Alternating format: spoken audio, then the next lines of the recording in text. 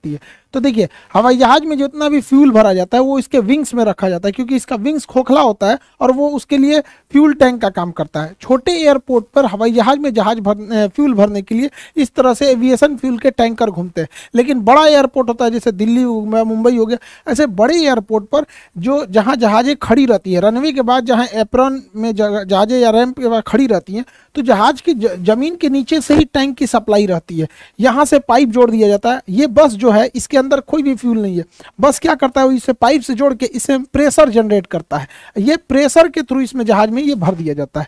तो ये pressure system वाला होता है ना, ये बड़े एयरपोर्ट पे ही मिलेगा। रेड कलर की ऐसे पट्टी रहेगी, यहाँ से पाइप को जोड़ दिया जाएगा और इस पाइप को जब इसमें से जोड़ दिया जाएगा तो इस ट्रक के अंदर केवल प्रेशर जनरेट करता है, जो कि इसके अंदर से फ्यूल को खींच के इसमें विंग्स में इसके डाल सके। तो ये व्यवस्था केवल बड़े एयरपोर्ट पर होती है।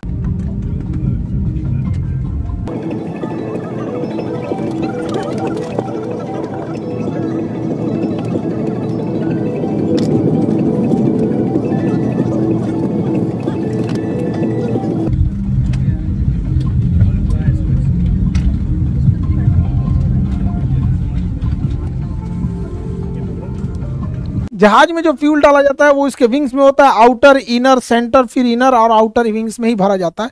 फ्यूल भरने से पहले उसके अंदर से पहले वाटर को चेक किया जाता है, यहाँ पे थोड़ा सा ड्रॉप करा के इसमें से कि इसमें कहीं वाटर के ड्रॉपलेट तो नहीं है, ताकि पहले से कोई दुर्घटना से रोका जा सके। उसके बाद फ्यूल भरने से पहले इसको एक किसी न किसी अर्थिंग से जोड़ दिया जाता है, क्योंकि हवाई जहाज जब बहुत तेजी से उड़ान भरता है और लैंड करता है तो उसके चारों ओर स्टैटिक चार्ज जमा हो जाते हैं, इलेक्ट्रॉन्स हो जाते हैं, तो वो इसके रास्ते चले जाते हैं, अदरवाइज छूने पे बॉडी पे करंट मार सकता है। हवाई जहाज में जब फ्यूल भरा जाता है तो इसमें मेन फ्यूल टैंक यहाँ हो जाते हैं।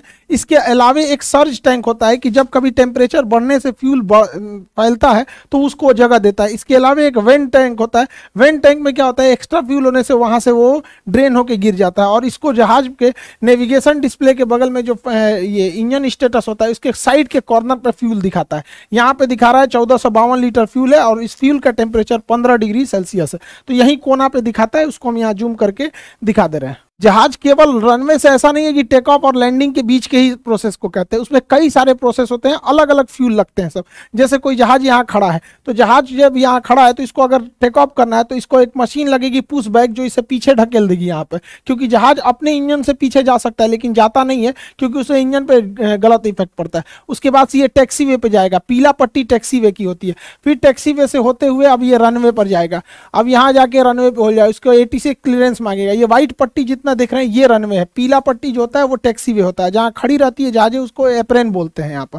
आज मेंटेनेंस में जाती है तब वो हैंगर में जाती है, अदरवाइज में एप्रेन या फिर रैंप पे होती है यहाँ पे। अब यहाँ से वो टेक ऑफ कर जाएगा। तो इस दौरान जो ये पुशबैक हुआ था और ये गया था तो इसे हम कहते हैं टैक्सी। तो जहाज जब रनवे पर रहती है मतलब, तो जैसे देखिए ये एप्रेन से खड़ी होकर निकलेंगे सब और ये सब लाइन अप होके आ रहे हैं सब, किसके लिए, इस रनवे के लिए। तो इस दौरान के पूरे सफर को हम टैक्सी कहते हैं। तो इसके लिए जो फ्यूल रखा जाता है उसे हम टैक्सी फ्यूल कहते हैं, क्योंकि इसमें थोड़ा फ्यूल जलता है, ज्यादा नहीं जलता है यहाँ पर। टैक्सी फ्यूल के बाद जब जहाज रनवे पे से टेक ऑफ कर जाता है, रनवे से टेक ऑफ करता है, तो टेक ऑफ के बाद जब तक लैंड नहीं करता है, इस बीच जहाज का जो सबसे लंबा दूरी होता है इसी को कहते हैं मेन फ्यूल या ट्रिप फ्यूल। जहाज का मेन फ्यूल को ही ट्रिप फ्यूल कहते हैं। ये टेक ऑफ से लेके लैंडिंग तक का होता है। लेकिन ऐसा नहीं है कि जहाज टेक ऑफ से लैंडिंग के बीच में अगर मान के चलिए किसी ने बोला कि हाँ दिल्ली से पटना के बीच में 6000 लीटर फ्यूल लगेगा, तो कोई जरूरी नहीं कि हमेशा ये इतना ही लगे। मौसम खराब होगा तो अन्य लग सकता है। पटना पहुंच गया, पता चला पटना एयरपोर्ट पे पहले से ट्रैफिक है तो उसको ऊपर ही घुमाएगा, तो कुछ एक्स्ट्रा फ्यूल चाहिए होता है। तो जब टेक ऑफ के बीच मेन फ्यूल यानी ट्रिप फ्यूल के अलावे एक कंटीजेंसी फ्यूल होता है। कंटीजेंसी फ्यूल क्यों होता है कि अगर हवाओं का दिशा विपरीत है या फिर मौसम खराब है, चक्रवात आया है, या फिर जहाज को कम हाइट पर उड़ने के लिए ATC ने बोला है, तो लो हाइट पर उड़ने पर बादलों का ड्रैग और हवाओं का ड्रैग ज्यादा होता है, जिस वजह से उसमें फ्यूल कंजम्पशन ज्यादा होता है। तो ट्रिप फ्यूल के अलावे कुछ एक्स्ट्रा फ्यूल भी डाल दिया जाता है कंटीजेंसी फ्यूल के नाम पे कि भैया मौसम खराब होगा, रास्ते में ले जाओ एक्स्ट्रा इसको। इस ट्रिप फ्यूल के अलावे भी इसमें एक एडिशनल फ्यूल डाला जाता है, मतलब कुछ और भी फ्यूल एक्स्ट्रा भर दिया जाता है, ये कह के कि लो इसको एडिशनल रखते जाओ। क्योंकि मान के चलिए फ्यूल अगर जहाज आ गया पटना एयरपोर्ट पे, यहाँ जगह नहीं है तो उसको ऊपर ही ऊपर घुमाएगा, उसे कहता है होल्डिंग। होल्डिंग पे रखेगा कि भैया अभी तुम घूमते रहो, अभी खाली नहीं है। उसके बाद जब खाली होगा रनवे तब कहेगा उतरो। तो कभी कभी क्या होता है, उतरने के दौरान अचानक पायलट को लगता है कि नहीं नहीं यह गड़बड़ हो गया, थोड़ा मेरा हाइट तो ज्यादा ही रह गया, हम एक काम करते हैं अगली बार आते हैं। तो उसे कहते हैं गो अराउंड। उतरते उतरते रहेगा फिर वापस घूम जाएगा, तो उसे कहेंगे गो अराउंड। उसमें भी फ्यूल एक्स्ट्रा लगता है तो कुछ एक्स्ट्रा फ्यूल दिया जाता है। कभी कभी क्या होता है, जहाज रनवे पर टच डाउन करा देता है, उतार देता है, लेकिन उसको लगता है कि भैया हमने कुछ ज्यादा ही दूर उतार दिया, रुकने से पहले ये लड़ जाएगी, एक काम करो वापस उड़ा देते हैं। तो उसे कहते हैं मिस अप्रोच। ऊपरे ऊपरे लेके चल गया गो अराउंड, ऐसे मिस अप्रोच। तो इसमें भी फ्यूल लगती है, तो कुछ एक्स्ट्रा फ्यूल और भर दिया जाता है उसमें, उसे हम कहते हैं एडिशनल फ्यूल। सब एक ही टैंक में जाता है लेकिन कर दिया जाता है। जैसे आप लोग घर से पैसा नहीं लेके आते हैं कि लो बउआ ये स्कूल का फीस रख लो, ये पॉकेट खर्च रख लो, ये लो कुछ और पैसा रख लो, बीमार पड़ जाओगे, तो ऐसे ऐसे करके आपको पैसे दिए जाते हैं ना, तो कुछ एक्स्ट्रा भी दे दिया जाता है। वैसे ही हो गया एडिशनल फ्यूल। इस एडिशनल फ्यूल के अलावे इसमें अल्टरनेट फ्यूल भी रखा जाता है, कुछ और फ्यूल दे दिया जाता है। अल्टरनेट फ्यूल क्यों दिया जाता है कि जब कभी भी एयरपोर्ट पे जाते हैं तो हो सकता है कि उस वेद वहां इतना हैवी ट्रैफिक हो कि वहां आपको उतरने के लिए परमिशन ही नहीं दे, कहे कि दूसरे शहर में जाके उतर जाइए, या फिर मेंटेनेंस का काम चल रहा हो, एयरपोर्ट खराब हो, विजुअलिटी एकदम कम हो। अक्सर देखेंगे ठंड के मौसम में कि इस एयरपोर्ट पे नहीं, आप दूसरे एयरपोर्ट पे उतरिए। तो दूसरे एयरपोर्ट पे जाने के लिए भी चाहिए ना फ्यूल, की ऊपरा कहेगा कि भैया हम फ्यूले लेके नहीं आए थे, तो उस एक्स्ट्रा फ्यूल को हम लोग कहते हैं अल्टरनेट फ्यूल। उसमें डाल दिया जाता है कि दूसरे शहर पे भी जाके तुम लैंड कर सकते हो। इन सब के अलावे जहाज को 30 मिनट तक यानी आधे घंटे तक एक्स्ट्रा उड़ने भर का फ्यूल डाल दिया जाता है, जिसे हम लोग कहते हैं रिजर्व फ्यूल। रिजर्व फ्यूल जब भी काम आएगा, जब इमरजेंसी होगी तब। सारा फ्यूल खत्म, अब उसको पास महज आधे घंटे और उड़ान भरने के लिए फ्यूल बचा है, तो ऐसे फ्यूल को हम रिजर्व फ्यूल कहते हैं। ये बहुत रेयर केस में ही इसका यूज किया जाता है। तो जहाज में जितना फ्यूल होता है उस फ्यूल को हम कहते हैं block fuel. Block fuel 6 type के फ्यूल से होता है। इसका कुछ taxi fuel, trip, contingency, additional, alternate and reserve fuel, इन जितना फ्यूल बताएं इन सब को जोड़ देंगे तो उसे कहते हैं ब्लॉक फ्यूल। तो जहाज कितने फ्यूल को लेके जाता है? ब्लॉक फ्यूल को, ताकि वो अपने ब्लॉक टाइम पर अपना उड़ान भर सके। अब ब्लॉक टाइम क्या होता है? देखिए, ब्लॉक फ्यूल तो जितना फ्यूल का कंजम्पशन होता है लैंडिंग से लेके टेक ऑफ से लैंडिंग के बीच में, उसे हम लोग ब्लॉक फ्यूल कहते हैं। ब्लॉक टाइम क्या होता है? जहाज की हर एक स्टेप जितना वो समय बिताया रहता है उसे हम ब्लॉक टाइम कहते हैं। जैसे जहाज अपने रनवे पे यहाँ खड़ा रहेगा, तो खड़ा रहेगा तो उसे पहले एक टैक्स पुश बैक किया जाएगा, तो उसमें कुछ फ्यूल जाएगा, उसे पीछे ढकेल दिया जाएगा ताकि अब वो सीधे जा सके। इसके बाद ये टैक्सी वे पे जाएगा, तो फिर टैक्सी वाला फेज आ गया। उसके बाद ये टेक ऑफ करेगा, तो टेक ऑफ फेज हो गया। उसके बाद क्लाइम करेगा और ऊपर जाएगा। क्लाइम के बाद आता है अगला स्टेप आता है क्रूज। अब ये सीधा उड़ता है। क्रूज में ही सबसे ज्यादा टाइम होता है, जहाज सबसे ज्यादा समय अपने क्रूजिंग टाइम देता है। यहाँ जहाज में कोई दिक्कत नहीं आती है, टर्बुलेंस भी बहुत कम देखने को मिलता है। इसी समय सारे एयर होस्टेस खाना वगैरह परोसती हैं, इसी में सबसे ज्यादा समय बिताया जाता है। फिर जब रनवे एयरपोर्ट से लगभग 150 किलोमीटर दूर रहते हैं, 150 से 200 किलोमीटर, तो पायलट उतरने की तैयारी करता है और बोल देता है we are going to descend.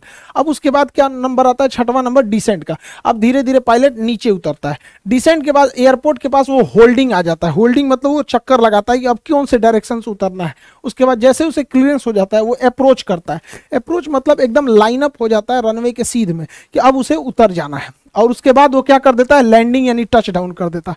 Touch down करने के बाद अब उसको जहां जिस गेट पे बोला जाता है लगाने के लिए, उसे टैक्सी इन करके उसे अपने तयशुदा गेट के हिसाब से लगा देता है। यानी ये 10 स्टेप में टोटल जहाज के फेज में बांटा गया है। इन 10 स्टेप को जब हम मिला देते हैं तो उसे हम कहते हैं ब्लॉक टाइम। तो हवाई जहाज जैसे इंजन स्टार्ट होता है तो टोटल 10 फेज में जाता है ब्लॉक टाइम, और इसमें जितने फ्यूल लगते हैं उसे हम लोग ब्लॉक फ्यूल कहते हैं। तो ब्लॉक फ्यूल में ये 6 फ्यूल आएंगे और ब्लॉक टाइम में ये 10 स्टेजेज आएंगे। हवाई जहाज की 10 स्टेज, इसी स्टेज में पूरी हवाई यात्रा कंप्लीट होती है। फ्यूल डंपिंग या जेटिसन क्या होता है? टेक्निकल भाषा इसे जेटिसन कहते हैं, या इसे ऐसे नॉर्मल भाषा में फ्यूल डंपिंग कहते हैं। देखिए, जो फ्यूल होता है वो विंग्स में होता है, और विंग्स में फ्यूल के वजह से विंग्स काफी भारी हो जाते हैं। जहाज के विंग्स काफी भारी हो जाते हैं, तो जहाज जब टेक ऑफ करता है तो उसकी स्पीड कम होती है और टेक ऑफ कर जाता है। लेकिन कभी कभी क्या होता है, टेक ऑफ के कुछ ही समय बाद टेक्निकल खराबी या किसी इमरजेंसी की वजह से जहाज को दोबारा लैंड कराना होता है। तो इस जहाज में इतना फ्यूल भरा होता है, इतना ज्यादा कि उतने फ्यूल को लेकर अगर ये रनवे पे उतरा तो इसका विंग्स के नीचे कोई तो सपोर्ट होता नहीं है, विंग्स तो हवा में ऐसे रहता है, और इतना भारी लेकर अगर रनवे पे उतरा तो विंग्स टूट जाएगा और सारा फ्यूल बाहर निकलेगा, आग लग सकता है। इसलिए बड़े जहाजों में जिसमें फ्यूल ज्यादा होता है, जिसमें जैसे 4 इंजन वाले जहाज हो गए, तो ये 4 इंजन वाले जैसे बड़े जहाज, इसमें फ्यूल को हवा में ही गिरा दिया जाता है। उतरने से पहले हवा में फ्यूल को डंप कर दिया जाता है, जिसे हम फ्यूल डंपिंग कहते हैं। और फ्यूल डंप करके विंग्स जब हल्का हो जाता है तब उतारा जाता है। लेकिन छोटे जहाजों में फ्यूल डंपिंग की व्यवस्था होती ही नहीं है, क्योंकि उसमें फ्यूल कम ही होता है और वो फ्यूल लेके उतर सकते हैं। लेकिन बड़े जहाजों में जेटिसन यानी फ्यूल डंपिंग की जाती है ताकि वो सेफ लैंड हो सके हल्के वेट के साथ, नहीं तो विंग्स टूट जाएगा। हवाई जहाज का जो विंग्स होता है इसे खोखला बनाया जाता है। ये खोखला एरिया होता है, इस खोखले एरिया में चेंबर्स होते हैं घुसने के लिए। जैसे देखिए काफी टफ वर्क होता है इसमें घुसने का, और अलग से ऑक्सीजन सिलेंडर लेके जाया जाता है और इसमें कई चेंबर होते हैं। जैसे एक ये चेंबर है, एक ये चेंबर है, ऐसे करके कई सारे इसमें चेंबर बटे होते हैं। जैसे देखिए एक चेंबर में ये आदमी घुसा हुआ है, तो ऐसे ऐसे कई चेंबर बने होते हैं विंग्स के ऊपर यहाँ पे। इसी में टोटल फ्यूल को रखा जाता है। ये इसके अंदर यहाँ पे इसमें जंग ना लग जाए इसलिए फ्यूल के अंदर ही ऐसे केमिकल मिला दिए जाते हैं कि इसके अंदर किसी भी तरह का जंग न लग सके। फ्यूल को विंग्स में ही भरा जाता है क्योंकि विंग्स खोखला जगह होता है, उसका यूज किया जा सकता है। दूसरा एक और रीजन होता है फ्यूल को विंग्स में भरने की, क्योंकि जब कभी भी अगर आग लगेगी तो पैसेंजर जो होते हैं, ये बीच वाले हिस्से को फ्यूजलार्ज बोलते हैं, तो पैसेंजर जो बैठे होते हैं वो फ्यूजलार्ज में होते हैं। तो विंग्स में फ्यूल रखने से आग की लपट जो होती है वो पैसेंजर से दूर रहेगी, पहला रीजन। दूसरा रीजन होता है फायर से बचना, पहला हो गया। दूसरा बैलेंस बनाना। जहाज के बीचों बीच में सामान रखा होता है, पैसेंजर रहते हैं, पायलट, एयर होस्टेस, सारा वजन बीच में। तो साइड में भी कोई वजन होना चाहिए कि नहीं होना चाहिए? सारा वजन बीच में आ जाएगा तो डिसबैलेंस हो जाएगा। तो एक वेट बैलेंस करने के लिए भी फ्यूल को हम लोग विंग्स में रख देते हैं। तीसरा क्या होता है? प्रेशर को बैलेंस करने में। फ्यूजलार्ज में ही पूरे आदमी, सारा सामान वगैरह रखा होता है, जिस वजह से इस पर प्रेशर ज्यादा लगता है। और अगर फ्यूल खोखला रहेगा तो फ्यूल ऐसे मुड़ जाएगा, हवा में ऐसे फ्यूल मुड़ जाएगा। तो हवा में फ्यूल ना मुड़े इसलिए फ्यूल में जब हम हवा में विंग्स मुड़ जाएगा। विंग्स अगर हवा में मुड़ गया तो इसे सीधा करने के लिए विंग्स में फ्यूल भर देते हैं, जिस वजह से विंग्स ठीक हो जाता है और पूरा प्रेशर मेंटेन रहता है, जिस वजह से इसे हम लोग विंग्स में ही भरते हैं। हवाई जहाज 1 लीटर में कितने किलोमीटर जा सकता है, अर्थात कितना माइलेज देता है? ये डिपेंड करता है कि मौसम कैसा है, हवाई जहाज किस साइज का है और हवाई जहाज के अंदर कितने लोग बैठे हैं। अगर ठसम ठस पूरा भर गया है तो माइलेज कम हो जाएगा, मौसम खराब है तो भी माइलेज कम हो जाएगा, ज़्यादा हाइट पे उड़ रही है तो हवाओं का ड्रैग कम रहेगा, माइलेज ज़्यादा देगा। तो इसका कोई हार्ड एंड फास्ट रूल नहीं होता है। हालांकि ऐसे कहा जाता है कि मिडिल श्रेणी का जहाज 12 लीटर तेल जलाता है तब जाके वो 1 किलोमीटर दूरी का सफर तय करता है, तो काफी ज्यादा फ्यूल कंजम्पशन होता है। इसलिए आप देखिएगा इस फ्यूल को बचाने के लिए विमान कंपनी ज्यादातर एयर होस्टेस लेडीज को ही रखते हैं लोग, क्योंकि ना एयर होस्टेस और पायलट ये जहाज का अंग होते हैं। पैसेंजर जहाज का अंग नहीं है, कोई मोटा पैसेंजर आ सकता है, कोई पतला आ सकता है, लेकिन एयर होस्टेस पायलट तो जहाज के ही अंग है। इसलिए महिलाओं को इसलिए रखा जाता है क्योंकि महिलाओं का वजन हल्का होता है, जिससे कि हमेशा से एक कम वेट, एक कम वजन को लेके जहाज उड़े, उससे काफी फ्यूल की बचत होती है। आजकल तो एयर होस्टा भी मिलने लगा है सब जहाज में, तो एयर होस्टेस के रखने से थोड़ा होता है। दूसरा, लड़कियों का स्वभाव जो होता है वो थोड़ा सा मतलब आराम से बात करती हैं। एक 2 बार 3 बार कोनो चीज मांग दीजिएगा, पानी चाहे, तो ज्यादा घुसियाएगी ना, आदमी 4 कोई से देखने लगेगा घुसिया के। हालांकि उनको ट्रेनिंग दिया जाता है कि अच्छे से बिहेव करे। कुछ पैसेंजर लोग भी अजीब बदतमीजी करने लगते हैं। वो एक जहाज के एम्प्लॉय हैं, वो किसी के नौकर नहीं है, तो उन्हें एम्प्लॉय की तरह ट्रीट करना चाहिए कि उनका काम है आपको सर्व करना, आपको इमरजेंसी में हेल्प करना, आपके नौकर नहीं है। तो हमें भी उनके साथ बिहेव करना चाहिए, हमें जैसा बर्ताव हमें चाहिए, तो पहले हम दूसरों के साथ